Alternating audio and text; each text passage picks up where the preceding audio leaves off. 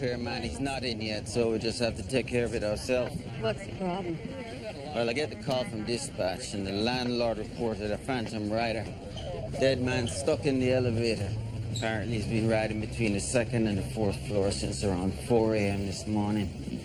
Every now and again it stops at the floor, doors open, close, and keep on moving. You'd be able to stop it by using emergency stop on the inside panel. Yeah, so we gotta do that. I figure we each take a floor. First person to see the doors open hops on, yeah? You guys got 3 and 4? Because I gotta see what the story is in here before we move the body.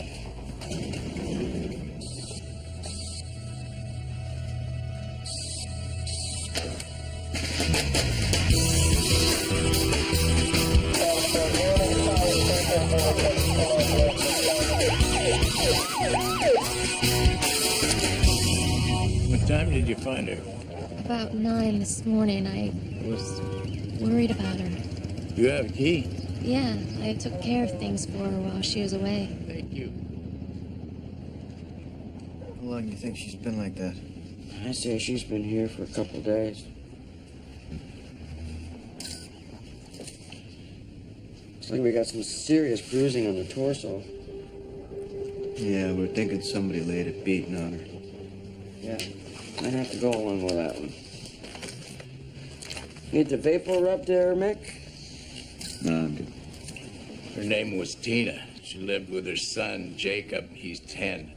And the neighbor says the last time she saw Jacob was Friday when he came home after school. When was the last time they saw Tina here? That'd be Wednesday, when she says they came back from a trip to Disneyland. She's been watering the plants for them while they were gone. So we're dealing with a 10-year-old missing boy here, is that the case? It looks like it. I'll get some patrol guys. We'll start knocking on doors, search the building top to bottom. Yeah, I'll get this kid's picture out there right away. Okay, this is all yours, Leo. I just want to be kept informed. When you find the kid, let me know, okay? Dead or alive. Was there a bounty on him? What? Oh, you said that like that show, Dead or Alive. Steve McQueen, he was a bounty hunter? Oh, okay, I can't remember. Yeah, I know. No, there's no bounty. It's just the usual salary, I think, there. I hear that Flynn is on the way out. Yeah. What do you hear? Well, nothing. I just wondered who was going in. Not me, I guess. Yeah, I figured that much. Who do you think's going I in? got the biggest idea. But they don't ask your advice? Apparently not. Hey, Winston! He's coming out of you!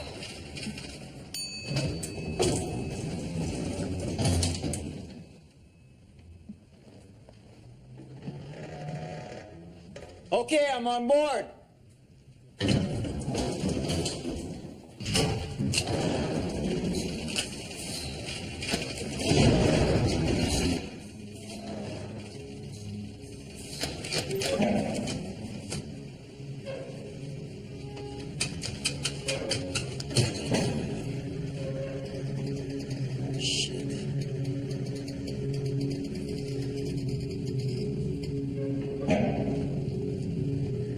Doris! Doris, you hear me? Yeah, hey, that you, Morris? I'm stuck. Call the repair guy again. Okay. What's going on? He's stuck between 2 and 3. Wants us to call the elevator repair guy again.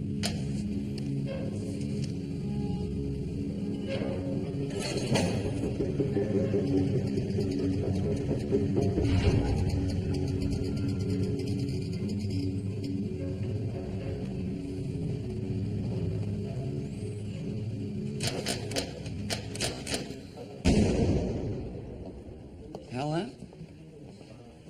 Oh, my God. What do you know about pianos? 88 keys and beautiful. Invented by Bartolomeo Cristofori in Florence around 1700, give or take. No, where to buy one?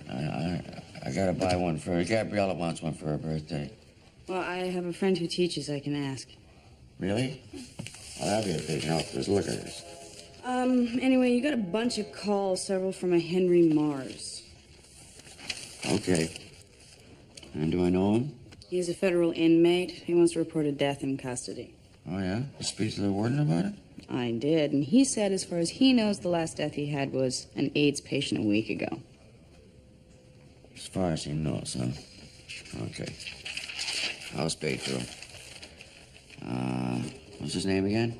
Henry Mars. What's the story on him? Life for killing a police officer. Right now he's in hospital. Beautiful. And Morris Winston called. He's stuck in an elevator with a suspicious death waiting on the elevator repairman. What? So you guys are what, paramedics? Body removal. We get the calls, paramedics screw up. The coroner's stuck between the second and third floor with the body. Yeah, I know this elevator. She's a bitch. So how long you figure? Hour and a half usually.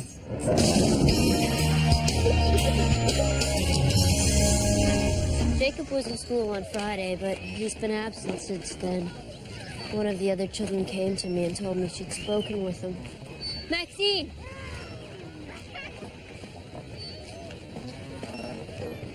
These men are with the police. Tell them what Jacob told you on Friday at recess. He said his mom died. Okay, did he say how or when that happened? No. Did she die? Yeah, she did. Did he say anything else to you? He asked me if I knew how to get welfare.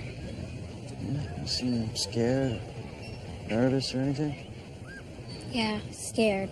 I told him to call the police, but he said he couldn't. Why not? He didn't tell me. You know where he might go? No. Thanks, Maxine. Thanks for your time. Thank you, Maxine. Well, we're gonna need a list of all the kids in Jacob's class. Okay, it's in my classroom. First time I got knocked out was on one of those teeter-totters. Sticky Smith got on the other end and sent me flying. I remember thinking, I've been up in the air a long time now. Should work now.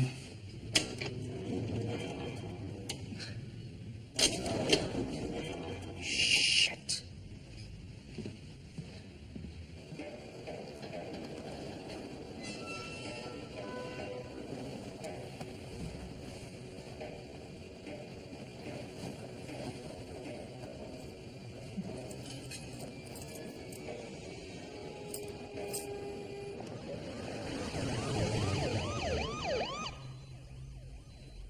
You're the coroner. You have to investigate every death in custody. Yes, but first there has to be a body, and, well, nobody at the prison knows what the hell you're talking about, Mr. Mars. There is a body. Whose death in custody is it you wish to report? Me. I'm the death in custody. Right. Okay, what we'll do is we'll book you in and down at the morgue, put you on the autopsy table under the knife, and then we'll talk about this later, okay? Hey, I was in an ambulance and I died. When I woke up, I was on the way to the morgue. You were on the way to the morgue. You're pretty much sure of that, are you? Yes, I'm sure. You tend to remember little details like that. And what's your angle here? Mr. Mars, where exactly are you taking this? Well, if I was pronounced dead, then I can file a writ of habeas corpus. I had a life sentence. I died. Therefore, I served my time. Oh, no. Sorry. No way are you getting a get-out-of-jail-free card on me. Do you understand that? You are mandated by law to look into this. Okay, let's just see about this now. You're death in custody, but I'm looking at you and I can see that you're not dead. In fact, you're alive. So that pretty much covers my mandate right there. But next time that you die, I will be there and we'll just do this again, okay?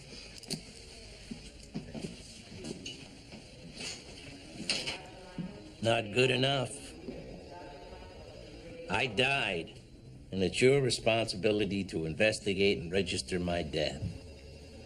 But if I don't hear from you by the end of business tomorrow, I'm going to subpoena the records of your investigation. Good, let's get it on.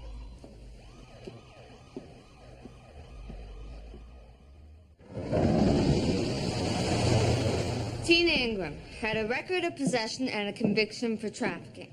Now, we won't know for certain that she's a homicide until we get our results back from the pathologist. But we're moving forward on that, on the premise that she was beaten to death. Now, what we know that she went to California with her son, Jacob. She came home on Wednesday. Now, on Friday, Jacob was seen going to school, and he told a friend that his mother was dead. We think the mother was killed sometime Thursday night. We think, right. We also know that Jacob went to school, came home, he was seen arriving home. Now, that's the last anybody's seen or heard from him. This is Jacob right here. We had the uniforms doing a search of the apartment building and the school, community center, all the neighborhood streets and the alleys, and so far we got no luck. Okay, now you all have a list, right? That's the list of Jacob's friends from sports teams and clubs. So what we're asking is that you make house visits to anybody who might have seen or heard from him, okay? All right. Let's work this thing. So you've gone up against this Henry Mars before? Yes, 4 times. In his last petition, he managed to reverse a ruling and allow smoking in prison under Charter 12 by arguing that not being allowed to smoke yourself to death was cruel and unusual punishment. So in your opinion, what do you think? Does he have any chance to make this habeas corpus play here? Well, it's a bit of a grey area.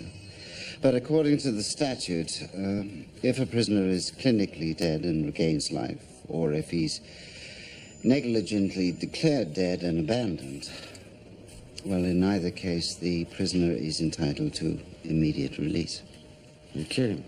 Mars will probably also use Charter 7, right to life, and Charter 12. Well, he's been sentenced. He's going to do his time. He's going to do the whole sentence. That's it.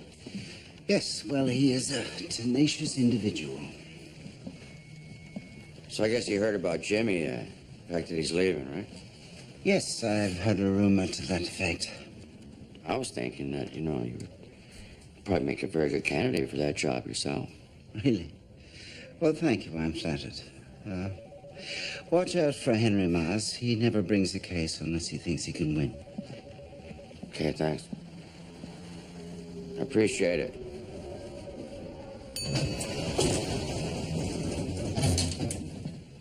Whoa, it's getting a little ripe in there.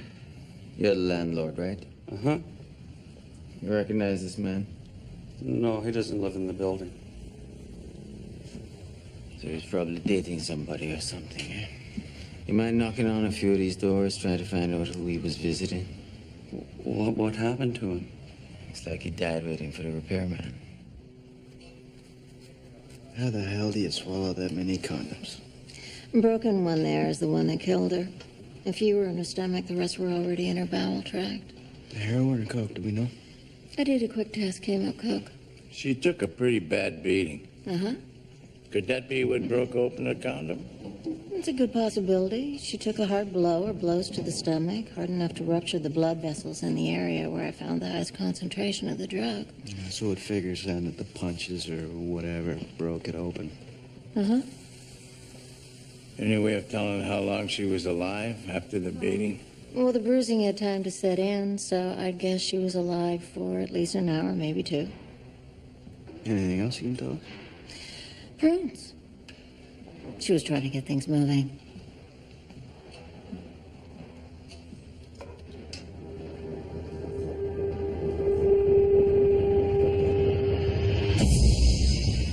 I got a friend on the drug squad says you had a relationship with Tina.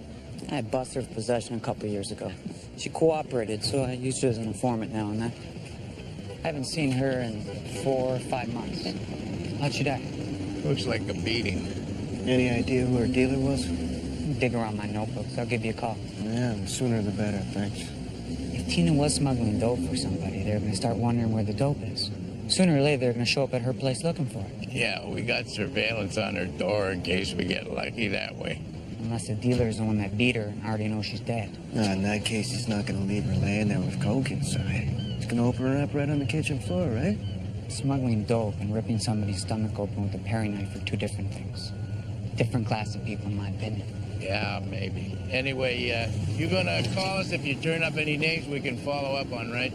Yeah, as soon as I had a chance to get back to the office.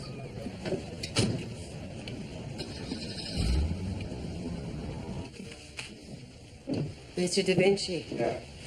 Julie Parks.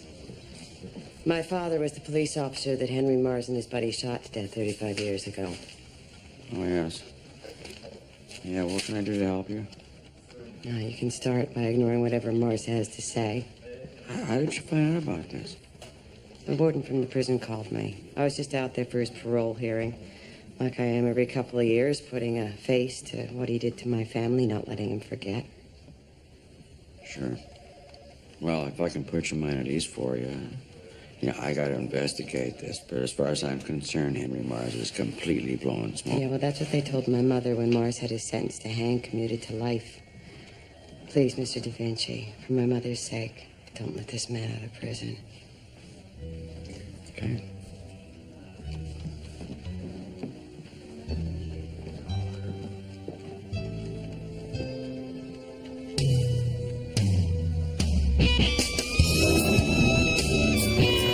He came over here on Friday night crying. Said he wanted to hide in my garage. He was gone in the morning. Did Jacob say where he might be going? No, he slept over here before when he didn't want to sleep at home. Well, why wouldn't he want to sleep at home? His mom used to bring guys home, I guess. Strangers. Did he ever tell you about what his mom did to make money? Nope. Did she ever use him or you as a spotter? What's that? You know what I mean. You circle the block on your bike, maybe you and Jacob. Steer the drive-bys to her corner to score. I never did that. Really? Because I think that's what you were doing when we drove up just now. Okay, kid. Do you think you can tell me who Tina's best dope buddy was? There's the woman in the red and white house. Middle of the block.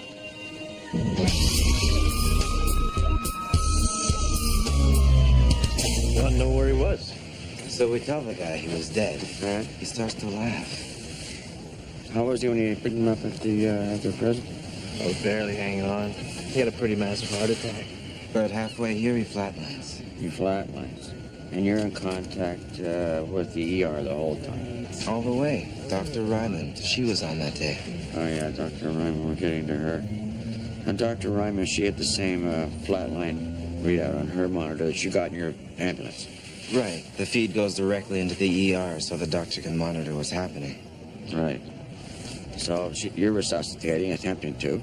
This whole time, Dr. Ryman is also monitoring. Right, but Mars never responded. So what did she tell you at this point? Take him to the morgue. Take him to the morgue? No pronounced by the time of death or nothing like that? Well, not in those words exactly, but we don't take them to the morgue if they're alive, so... No, that's true. How many people have flatlined on you since you've been working together? Since we've been working together, man? Maybe 20? 20? Well, that's quite a few. So you're very confident that this guy died? Well, for about 5 minutes there, we were confident. Until he came back. Until he came back. Okay. I haven't seen Tina. I haven't heard about her. What about her son, Jacob? You I know? haven't seen either of them. Well, Tina's dead. Somebody laid a beating on her, and her son Jacob has disappeared. And since you and Tina are in the same business, in the same neighborhood, you might want to think about who might have done this to her, and whatever might have happened to her kid. Okay, I thought about it, and I can't help you. I'm sorry. Thanks. Hey, you. Hey, kid, you know Jacob, right?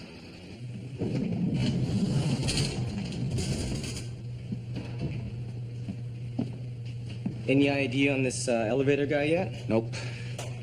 Still a phantom. Nobody in the building knew him. What's the cause of death? Talk to Sonny. I'm not gonna know what's up until I get tox results back, but I do know it's an allergic reaction of some kind. Swollen lips, hives, throat swollen shut, he's suffocated. Say what? Anaphylactic shock, whether it was a spider bite or a bee sting or whatever, I don't know.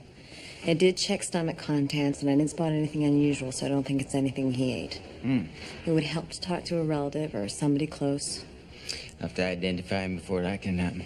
He had a liver transplant in the last year, so he might be on a registry somewhere. I'll run the prints through the system. Maybe I'll get lucky. Otherwise, he's a John Doe with no place to go.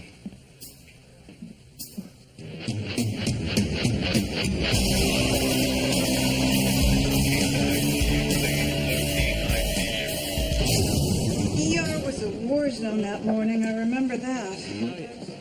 So, but you were in contact with the paramedics the whole way, right? Yeah, pretty much. I had a couple of cases I couldn't really step too far away from, but I knew what was happening. Okay, so what did the paramedics tell you was happening out there? They told me the man flatlined. And you could see that on your monitor in the ER, right, at the same time? Yes, the strip was reading a flatline. Okay, so then what? When he didn't respond to a sternum rub, I told them to take him to the morgue. That was your pronouncement of death? Take him to the morgue? You didn't think you should take a look at him yourself? I wasn't going to risk losing a patient in the ER so I could check on one who was already dead. Well, you didn't deserve a look? I mean, is that how you do things, Doctor? Just ship him off to the morgue? Yeah, not unlike what you do. Excuse me? You get to a scene, paramedics tell you somebody's dead. They're the experts, so you take their word for it, and off they go to the morgue. No, there's a difference. My job is not to save them. I'm not a doctor. I don't pretend to be a doctor. And I'm not a psychic. I can't predict if somebody is suddenly going to wake up after being dead. Right, which is exactly why it's hospital policy to have a doctor look at all DOAs when they come in to make an educated guess and won't be waking up 6 feet under. Now, what about time of death? There's a question right there. Did you record a time of death, doctor? No. I take notes, and at the end of my shift, I fill in my charts with the times I pronounce. In this case, I was told that Mr. Mars was not dead, so I didn't put him down. Okay. But from now on, just for you, I will keep a list of the undead, and he can go on that one. Okay, well, doctor, just for me, I need to take a look at those notes. And now's a very good time if you're not too busy to go to your office.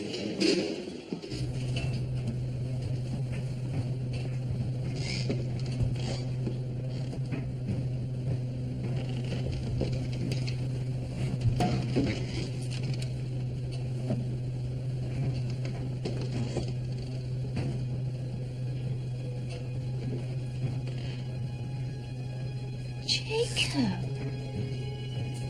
It's all right. Come on out, honey. Come on.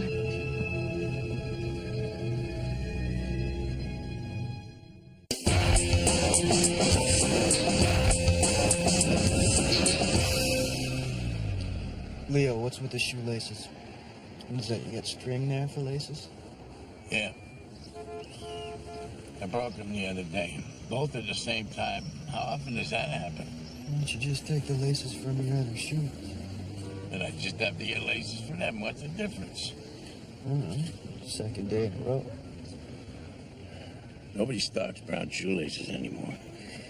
Everybody's wearing these slip-ons or Velcro flaps or tennis shoes. You try and find brown shoelaces, you can't find them anywhere. Oh, I got a good shoelace connection. I'll hook you up, get you some. There's Mario. That's him over there. Okay, here we go. Hey, you looking for Tina? You know, I gotta get a new pair of shoes. The leather on these is getting all worn out. Can't get a grip. I just got these here. Good sole, no shoelaces. Yeah, but you gotta be careful you don't get gas on those, because the gas eats into the rubber, and then you're just slipping and sliding all over the place. I don't have that problem. Yeah, well, leather. Give me leather. Clinically dead and loss of life are two separate animals. Heart stops beating, you quit sucking air, you're dead, but the brain doesn't necessarily die. A shot of adrenaline, a zap of juice, and bang, you're right back to paying the GST.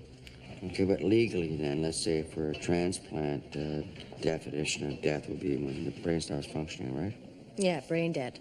Bilateral dilation and fixation of pupils, absence of all reflexes, cessation of this, that, and the rest of it, and finally no brainwave tracing. So then you're dead. Hello, welcome to my house. Okay, so now say in Morris's case, he's in the back of the ambulance, he flatlines, they try and bring him back, and he spontaneously resurrects. He never died, he's alive, correct? Clinically and legally, he was dead. See, that's not the answer I need. I need somebody to say he never died. Sorry. Anybody asked, this conversation never took place, okay? We never had this conversation. Never was. All right. Okay.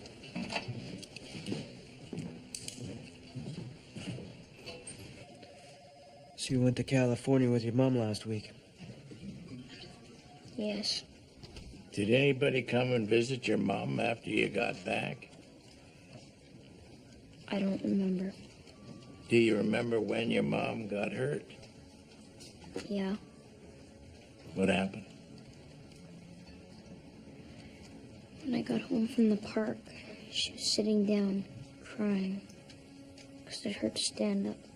When was that? Thursday. Did you ask your mom how she got hurt? Yeah, but she wouldn't tell me. When did you finally realize she passed away? Friday. When I got up for school, she was on the floor. Didn't you think about calling 911? I wasn't allowed. Why? My mom didn't want me calling the police. What if there was a fire or I something? wasn't allowed. You arrive in an ambulance, there's got to be paperwork says I was dead. Paperwork saying that you were dead, sir, because the doctor did not pronounce you dead, and it turned out in the end that you weren't dead anyway, so you have no case, okay? Case closed. What about the paramedics? I got their names. The attending physician, did you talk to her and the other staff that was there? What the hell have you been doing? Oh, well, let's just see now. Okay. I spoke to the paramedics who tried to save your sorry ass, and I spoke to the doctor who mistakenly shipped you out to the morgue instead of to the hospital, and I did seize the hospital records, which you did not exist in. The only thing I didn't do, I haven't been able to get in touch with the Almighty at this point to see if you're actually knocking on heaven's door, okay? You know, I think you're an ex-cop who's prejudiced against me because I'm serving time for killing a cop, which I did not do, and I don't care if you believe that or not. You were tried, you were convicted, you were sentenced. Hey, you're 17. How many times you and a buddy drive down to the liquor store to get a snootful on? No, I'll tell you, more than a few times. I know, because I looked you up, okay? So picture this. My buddy, he's the one that's old enough to buy the booze, so he goes in. I'm just sitting there thinking about getting drunk. Now, how the hell do I know he's gonna rob the place? I don't even think he knows. Next thing, I hear shots. My buddy comes running out screaming, "Move it, let's get out of here." And what did you do? Did you go in there and try and help that cop whose life was bleeding out? No, you drove that son of a bitch your way. Yeah, and I've been driving that goddamn car ever since. Okay, I made a mistake. Oh, what's a fair price for that? How many years should you have to pay? 20, 40, 60? Well, I say it's long enough. It's time to let me go home. Look, all I'm saying is it's not my problem. I'm a coroner. I was asked to investigate a death in custody. I did my investigation. It's now my finding that there was no death. Have a nice life.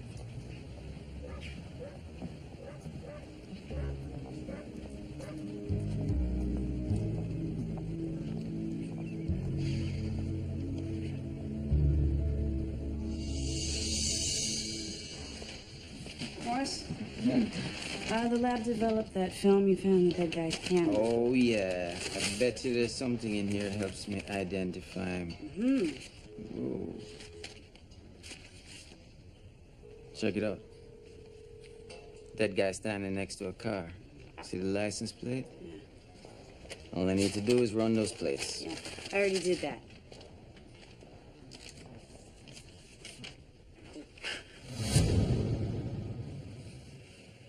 Jacob, we think this is the man who came to see your mom on Thursday. Did you see him in the building when you came in from the park? He wouldn't hurt her. They were friends. Okay. The question is, did you see him in the building? No.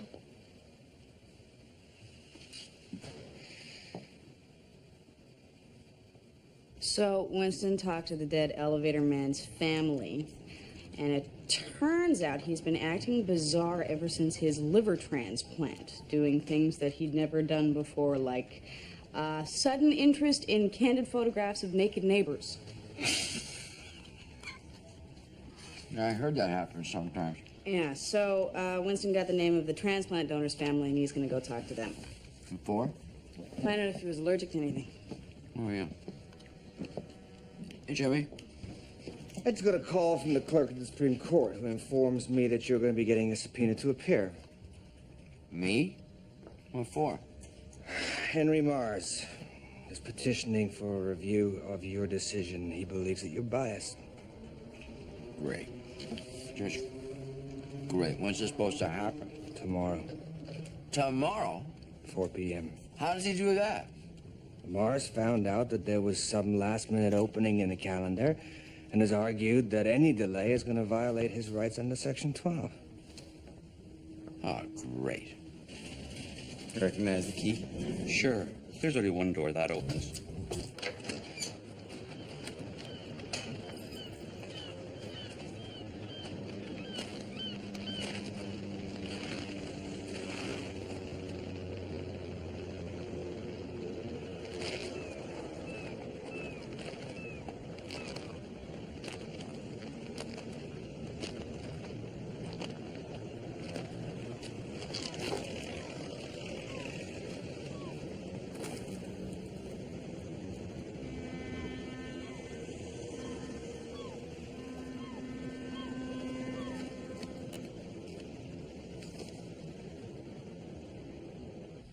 Actually, we're kind of dead-ended.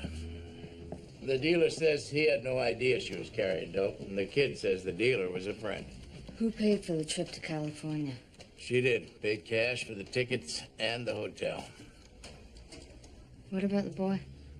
No, his story makes sense. Even the part about him being afraid to dial 911. Now, why was that? Well, she OD'd a couple times before. Kid dials up 911. She goes to emergency. By the time she comes back, she's all pissed off at him. And cops confiscated her dope. Paramedics ruined her high. He made it the house rule. Never make the call. Excellent parenting, huh? Any other leads? Well, we're still trying to chase down some of her regular customers, see what they might have heard. Are there relatives care for the boy? No, he'll be placed in a foster home as soon as child welfare can place him. Ouch.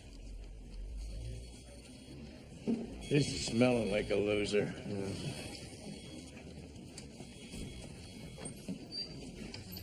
Hey, Hogan. Did a little research for you. Yeah? Got something? Yeah, maybe. I heard Tina was having a feud with her former boyfriend, so I dropped by his place. And his roommate tells me the guy just dropped dead the night before. Get out of here. Guy's dead. Yeah, he OD'd. He's down in your morgue. Shit. Anyway, the roommate gave me a statement saying the buddy admitted to beating on Tina. Thought he might have killed her. Oh, great. We can close this thing. Thanks.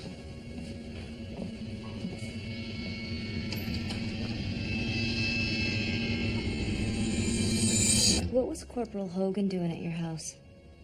Looking for my mom. Have you ever seen him before that? A lot of times. Do you know what he and your mom talked about? He'd make her give him money, and sometimes he'd take drugs from her. Jacob, you saw him do this? Take stuff from your mom? I didn't see it. My mom always sent me to my room before he came, but I could hear everything. Okay. What about your trip to California? Did he come over and talk to your mom before you left? Right before we went.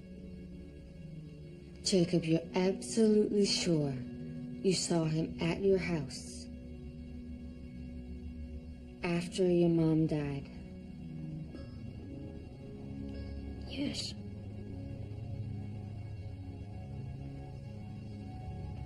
Is that why you took off and stayed at your friend's place?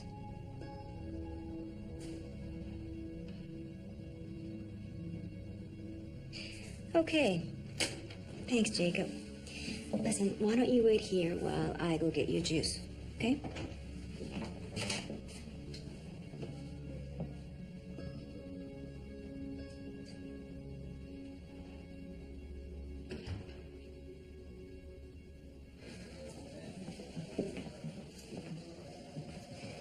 He's 10 years old. Nobody's gonna accept his testimony. Corporal? How you doing? Fine. Find another witness that saw him at Tina's house.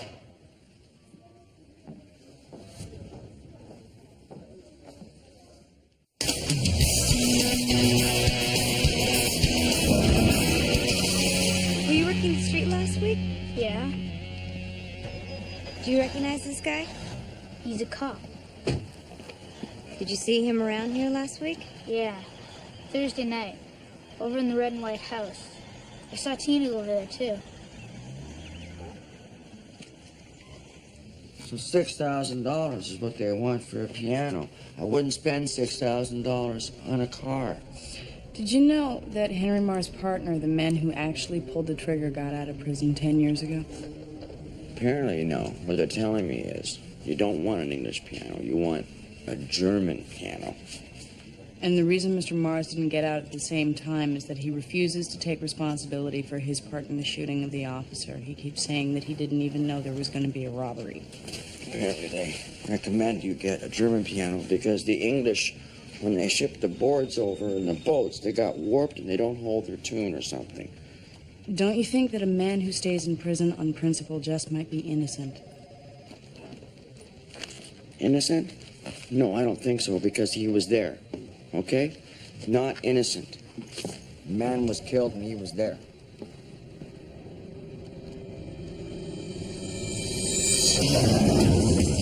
We got a witness says Tina was here on Thursday.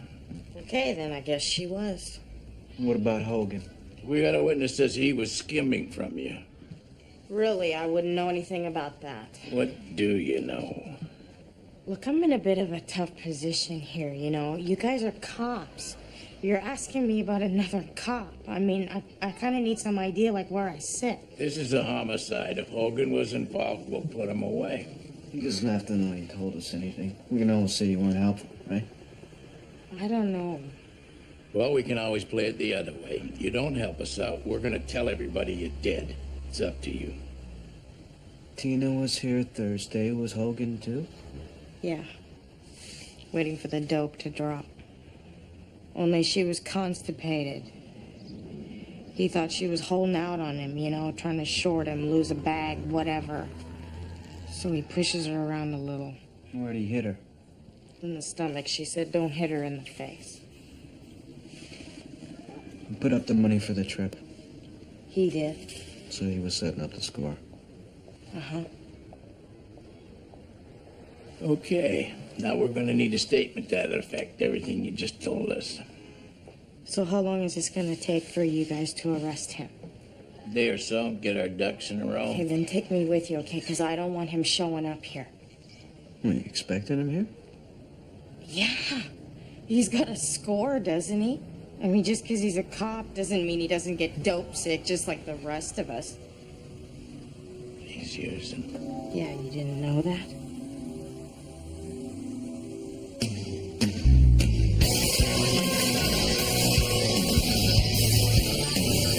Besides the paramedics and the doctor, I also spoke to one of my pathologists, and I also spoke to the Crown Counsel. And it's my opinion that this is not a coroner's case. All my notes on those meetings and the statements from the individuals involved are in the brief room. Yes, I've looked at them, but there does seem to be one thing missing, and that's the pronouncement of death by the doctor. The doctor didn't pronounce because Mr. Mars didn't actually die. Well, it seems to me Mr. Mars did die, and I'm afraid it begs the question of how long a person is dead before the coroner recognizes that he is dead. My lady, a man is dead when he actually stays dead. Mr. Mars was legally, and to the best of our knowledge, clinically dead. And I'm afraid the fact that you ignored that evidence does lead the court to suspect bias. Bias? My lady, bias and common sense are two completely different things.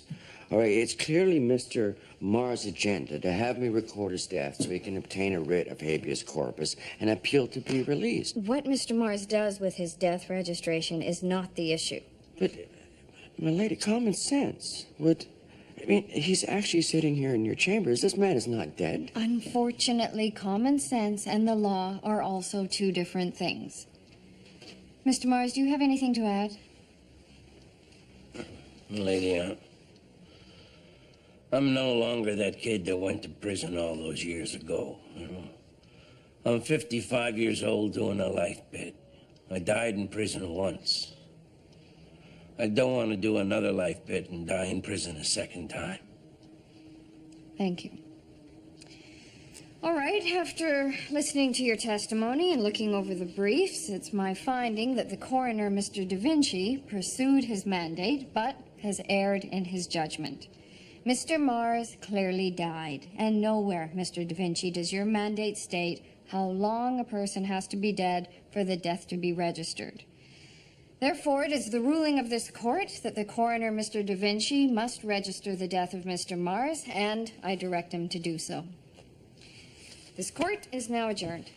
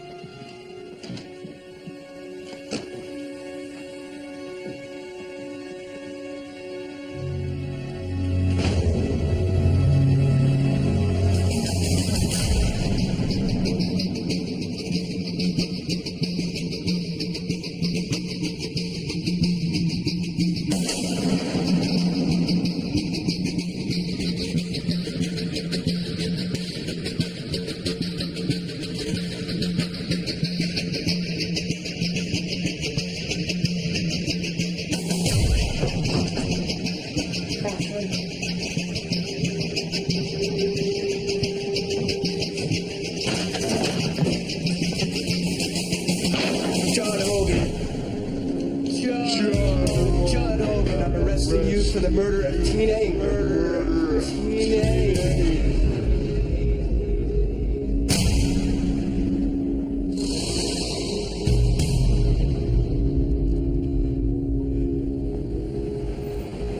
So, you know, I checked with the hospital, and they told me that the original owner of the liver allergic to peanuts.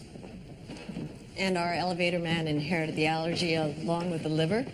I don't think that's plausible. Well, that's a theory going around anyway. Oh, yeah. Give me an example. All right, an example. For example, our deceased. Before the transplant, he was, by all accounts, normal. After the transplant, he takes up photographing naked neighbors. And we're blaming that on the liver. What do you think he was doing on the roof when he popped the fatal peanut? What, he gets a liver transplant, suddenly he becomes a peeping Tom? Sounds like an excuse. Honey, it wasn't me, it was my transplant acting up. I don't think so. I think he was a peeper in the first place and developed an allergy to peanuts. Think about it. If you inherited the characteristics of your donor, you'd basically be creating a new person with every transplant. That's the Frankenstein story. Scares the hell out of me. Hey, Nick. Hey, your wife's waiting for you. Yeah? Thanks, Pete. Hey, Kimmy. Hey, what's going on? I'm sorry to have to bother you at work like this, you know. No, that's okay. What's up? I got a job interview tomorrow. Oh, yeah? Yeah. It's just a receptionist position at a lawyer's office. Okay. He's a really nice guy. The lawyer, I mean. Yeah, I met him socially. Thing is, I need a suit or something, you know, to make a good impression. Yeah. I'd hate to go in there and have him think that I'm broke and desperate, you know, the same pair of shoes. And... Well, you could go in there and tell him I'm broke and desperate. Lay it off on me, then it's not on you. It's embarrassing for me to have to come to you like this. I know. Believe me, if there was any other way, I'd like to help you, Kim. I just, maybe talk to me at the end of the month. I don't have it right now. Okay. All right. I understand. You know, I had to try. Yeah, it's okay. Yeah, thanks anyway.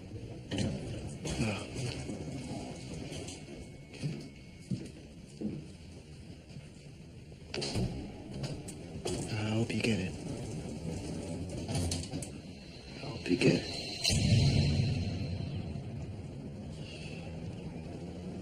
So, did you do it? Did you register my death?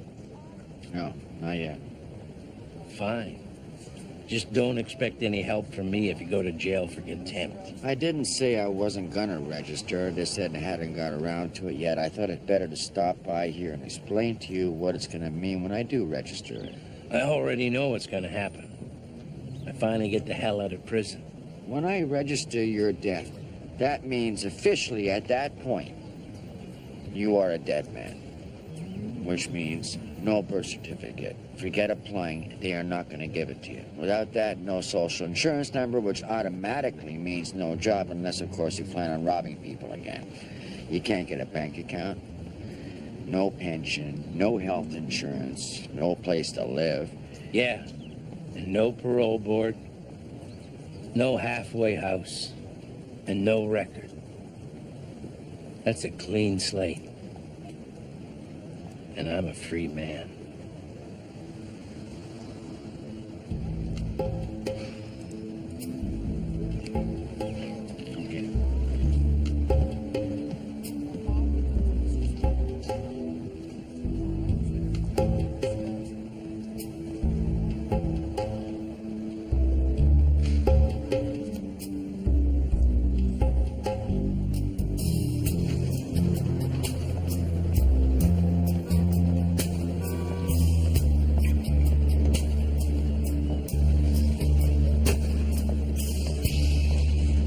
Can I help you?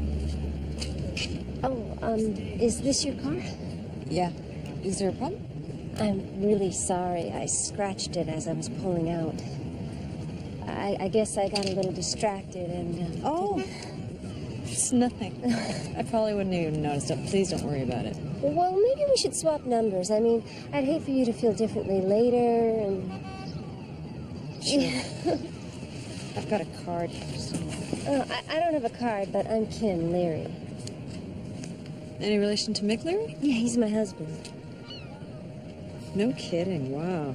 How about that? How do you know Mick? We work together sometimes. I'm a pathologist. Oh, right. Sure. Well, listen, again, I'm sorry about the scratch. Oh, no problem. Nice to meet you. Likewise. Have a good evening. You too.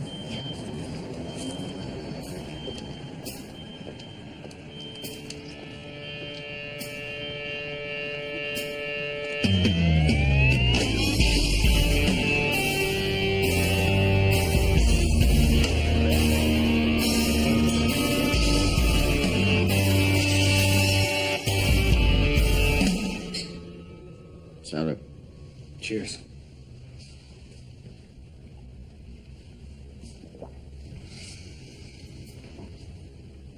So I guess you're going to be across the water now, eh? Yup.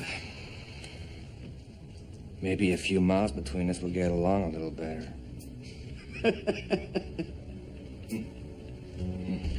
Okay.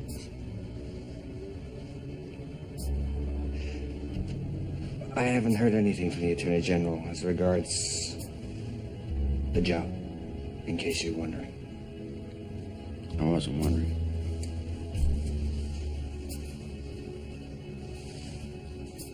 You've done some good work here, Dominic.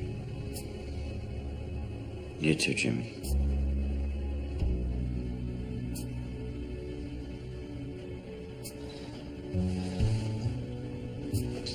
You going to the bar?